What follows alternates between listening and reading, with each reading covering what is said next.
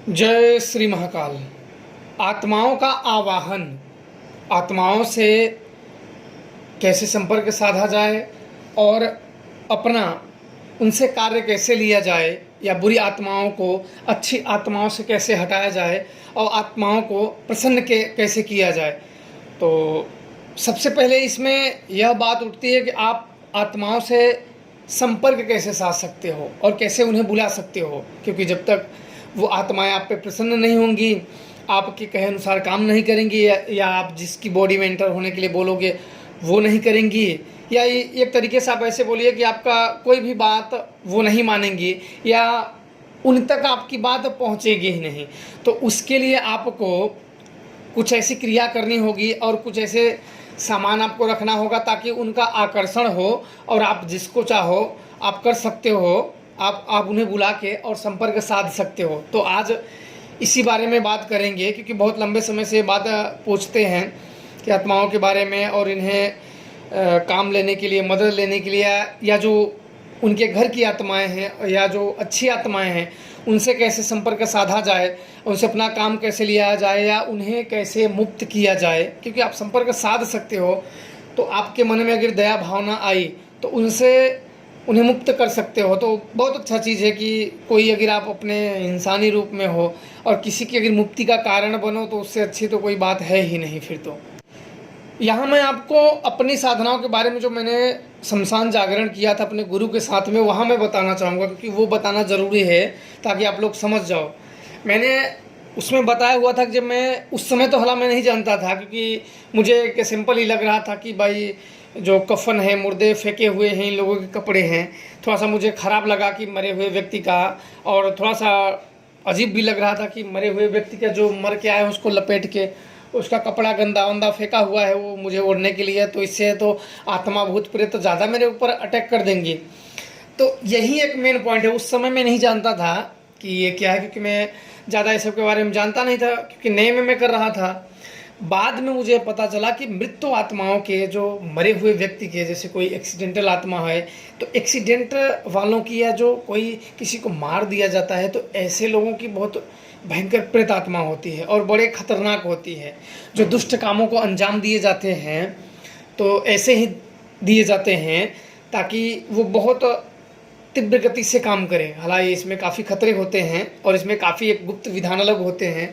तो यहाँ मैं आत्माओं से संपर्क कहा तो उसमें मेरे गुरुदेव ने, एक तो मैंने नया लिया था बाजार से, जो पीताम्बर था, कफन का आसन था। यहाँ मैं आपको बता दूं कि शमशानी साधनाओं में आपने सुना ना होगा कफन का आसन चलते हैं।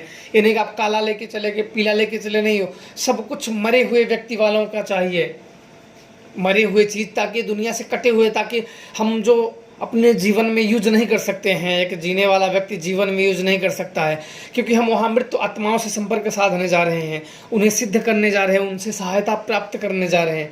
तो आप लोगों को बता दो कि वो सब वहाँ चाहिए, ना कि काला पीला लाल हरा वो नहीं चाहिए, वो वही आसन चाहिए। अगर आपको जगाना है और उनकी कृपा प्राप्त करनी है तो, अगर नहीं करनी तो आप किसी भी तरीके का आप जाके आप करो, तो बोलने आपको होगी नहीं होगी वो आपके ऊपर होता है। वो तो करने के बाद ही आपको पता चलेगा कि जब किसी के ऊपर चलाओगे तो काम करता है या नहीं करता है, वो व्यक्ति ठीक होता है या नहीं होता है, इसका परीक्षण तब होगा। तो आप वहाँ मरे हुए व्यक्ति को जब कपड़ा उन्होंने लाए तो एक तो मैंने पहन लिया था लुंगी की तरह, और एक कफन का आसन था जो मुर्दे की बने हुए थे, उसके ऊपर बैठना था, और एक जो मुर्दे का फेंका हुआ था, जो रेत में धंसा हुआ था, माँ गंगा के रेत में धंसा हुआ था शमशान में, वो तो लाया तो ठीक था। तो बोले कि इसको ओढ़ लेना। तो ये इससे क्या होता है कि हम जब मृत आत्माओं के वस्त्र उनसे बॉडी से जो टच होता है उसे यूज करते हैं तो उनका हमारे इर्द गिर्द वो मडराने लगती हैं, क्योंकि शमशान में उनकी शक्तियाँ ज़्यादा एक्टिव होती है, वो ज़्यादा पावरफुल होती हैं, क्योंकि वो उनका घर है। आप लोग इतना ध्यान दीजिए कि शमशान में ये सब शक्तियाँ ज़्यादा एक्टिव होती हैं और ज़्यादा पावरफुल होती हैं, क्योंकि बाहरी शक्तियों का शमशान में, एक चीज़ बता दूं आपको यहाँ पे, कि बाहरी शक्तियों का शमशान में असर नहीं होता है। आप अगर बाहर कहीं किसी को ठीक करने जाओ और वहाँ ना कर पाओ उसे, तो तुरंत अगर शमशानी क्रिया आप जानते हो तो तुरंत शमशान में जाकर उसको करो। वो चीज़ को आप कंट्रोल में कर सकते हो और काबू कर सकते हो, क्योंकि बाहरी शक्तियों का शमशान में नहीं चलता है और बाहरी शक्तियाँ शमशान में उतर भी नहीं सकती हैं, आ भी नहीं सकती हैं। जो उस कैटेगरी की होंगी वहीं जा सकती हैं। तो इसलिए मृत व्यक्तियों का आपको खोपड़ी भी लेते हैं, खोपड़ी से भी किसी व्यक्ति की अगर बॉडी में एंटर कराना है आत्माओं को, तो उसके ऊपर भी खोपड़ी रखी जाती है, फिर आत्माओं का आवाहन किया जाता है। इससे क्या होता है कि आत्माओं का वशीकरण होता है, एक तरीके से आकर्षण होता है। तो उसके बॉडी में वो आत्माएं एंटर कर जाती हैं, फिर वो बताती हैं कि भाई वो कौन है, क्या है, कौन आत्मा है, क्यों।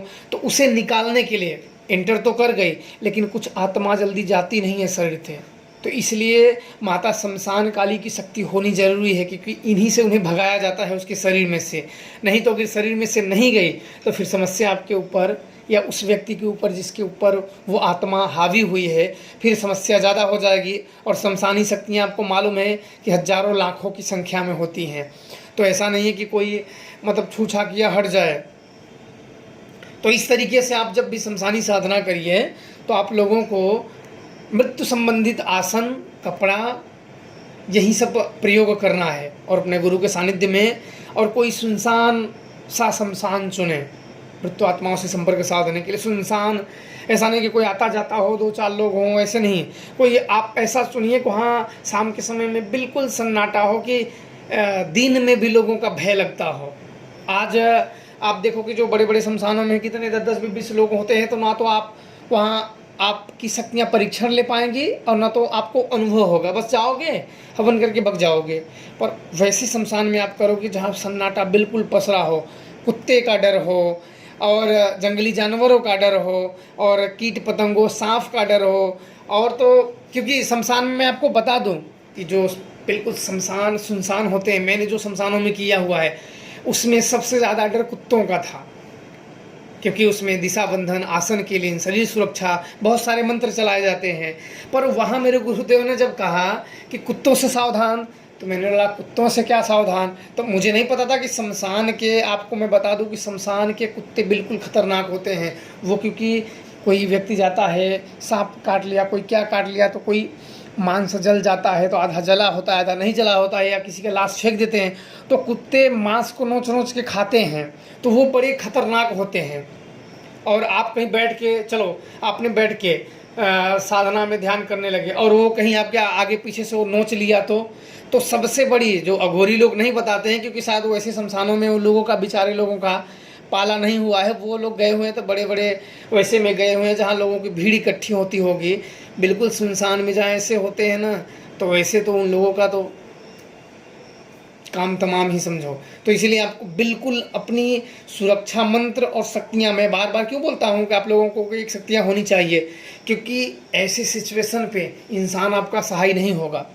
यही शक्तियाँ होंगी और वहीं आपने कितना जप के, कितना उनकी कृपा प्राप्त की है, कितना आपके ऊपर वो प्रसन्न है, वही काम आएगा। तो इसलिए ये होना बेहद ज़रूरी है, ताकि आप लोगों का कभी भी अहित ना हो।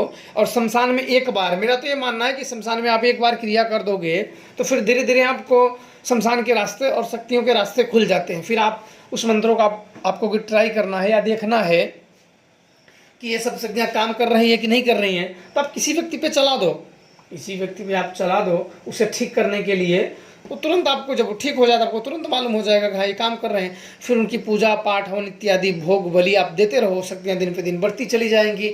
मंत्र आप निरंतर जपते चले जाओगे और वह मंत्र प्रभावी होता चला जाएगा। ऐसे होते हैं मंत्र। जब आप निरंतर मंत्रों का जप करते रहोगे, उन शक्तियों का उस मंत्रों द्वारा आवाहन करते रहोगे, तो वह मंत्र निरंतर प्रभावी होता चला जाएगा। और बाकी दूसरी शक्तियाँ, कोई ये बोलेगा कर देंगे, वो सब शक्तियाँ बिल्कुल काम नहीं करती हैं, फालतू के ढकोसले हैं। आप ये शमशानी साधनाओं को कर लोगे तो बाहरी शक्तियाँ, कोई तंत्र मंत्र आपके ऊपर काम नहीं करेगा। जो बोलता है उसे बोलने दो, लेकिन बाहरी बिल्कुल नहीं काम करेगा। आप उनकी शरण में रहिए और लोगों का भला करिए। जय श्री महाकाल।